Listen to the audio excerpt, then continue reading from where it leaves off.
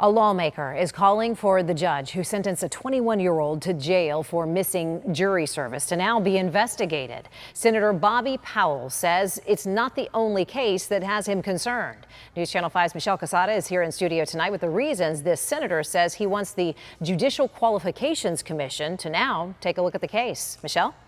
Shannon, Senator Bobby Powell has written a complaint to be filed with the Judicial Qualifications Commission. He says 9 months ago there was a similar case where a 25-year-old man who was part of a jury pool decided to leave without permission and was sentenced to 9 days in jail. The senator calls the jail time in these cases excessive and wants the judge to be investigated.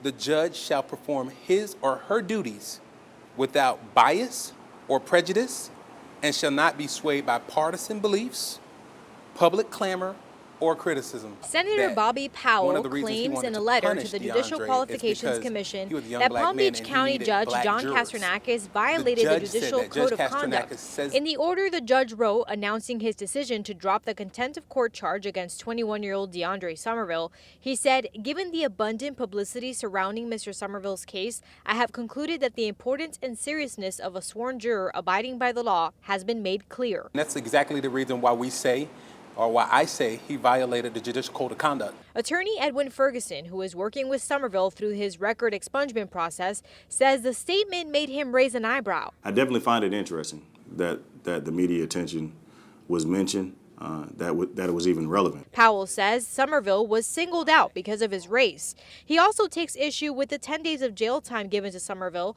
who delayed a civil trial for 45 minutes when he did not appear after he was sworn in as a juror.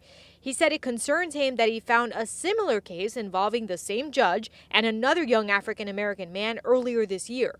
He sentenced him to 9 days in jail. He wasn't even selected to be a juror. He was just part of the juror pool. You don't treat people that way.